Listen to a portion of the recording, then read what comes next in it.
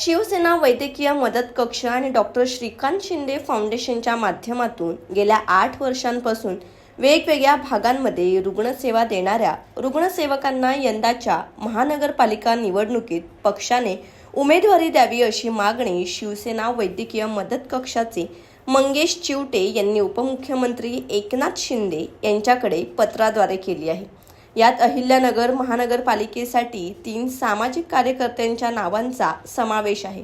अहिल्यानगर महापालिकेतील प्रभाग क्रमांक 3 मधील काका शेळके यांच्यासाठीही मंगेश चिवटे यांनी उमेदवारीची मागणी केली आहे, तर चेतन सिरसूल, रणजित परदेशी यांच्यासाठी उमेदवारी मागण्यात आली आहे।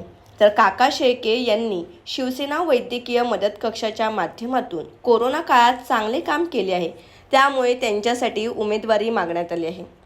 मात्र काका शेळके यांना याबद्दल माहिती नव्हती।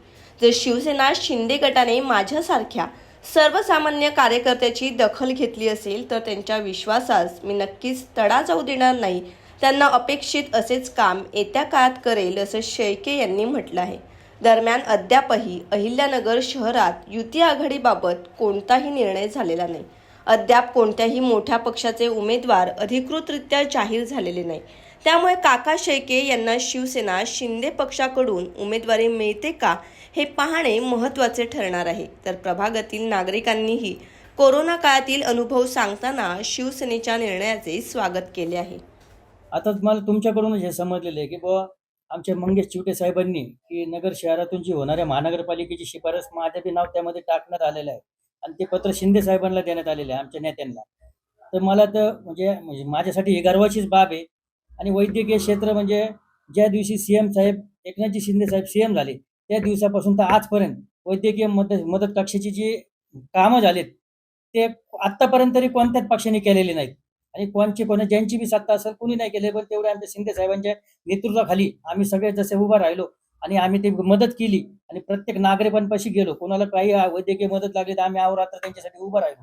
आज नगर जिल्ह्यामध्ये सुद्धा बघितलं असता हजारो पेशंट त्यांच्यामुळं जीव वाचलेला आहे एकनाथजी शिंदे साहेबांमुळे। फक्त आम्ही तर त्याच्यातले दुवा आहे की आम्हाला साहेबांनी सांगितल्यामुळे आम्ही लोकांपर्यंत जातोय आणि लोकांना मदत करतोय, कारण की आमच्या मागं मंगेशजी चिवटे साहेब असू द्या, शिंदे साहेब असू द्या, यांचे आशीर्वाद आमच्या मागं आहेत। त्यामुळं जे आज महानगरपालिकेच्या इलेक्शनमध्ये माझ्या नावाची शिफारस केली त्याबद्दल मी चिवटे साहेबांचे खूप खूप धन्यवाद मानतो।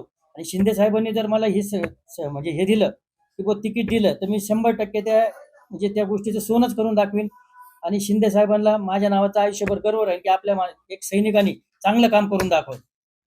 कोरोना काळात माझ्या मिस्टरांना कोरोना झालता, तर त्यांना जास्तच प्रमाणात कोरोना होता, तर कुणी जवळ येत नव्हतं, दवाखाने उपलब्ध होत नव्हते।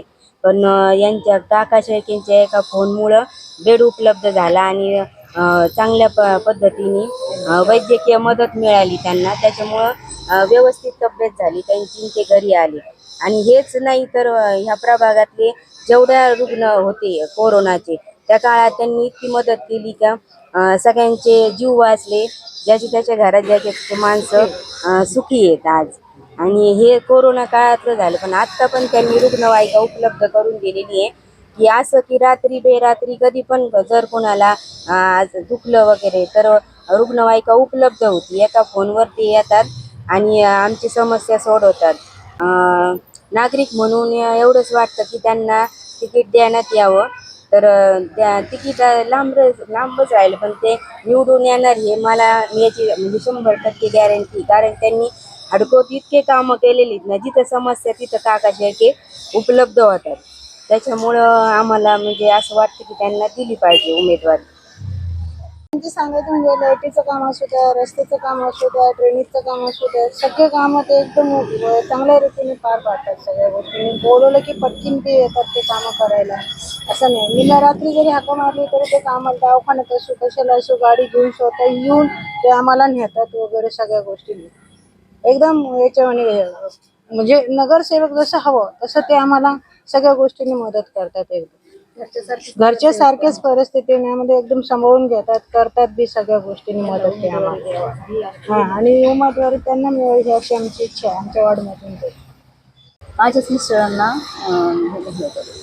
कोरोना, तर त्या काळात त्यांनी खूप मदत केली आम्हाला। वैद्यकीय मदत तर केलीच, पण त्यांची सगळी खाण्यापिण्याची सगळी सोय त्यांनीच केली। त्यांच्याजवळ कोणीच जात नव्हतं. परिस्थिती त्यांची डेंजर होती, पण त्यांनी सगळी मदत केली. आज ते खूप ठणठणीत आहेत, घरी आहेत ते, आणि खूप व्यवस्थित मदत केली त्यांनी. आणि आम्हाला आजचेच नगरसेवक आहेत. काय अजून काय सांगू, त्यांचं खूप कामं आहेत आमच्या वॉर्डमध्ये. त्यांचे सांगाल तेवढे कमीच आहेत त्यांची कामं, त्याच्यामुळे तेच आम्हाला हवे. आम्ही सगळे ते छान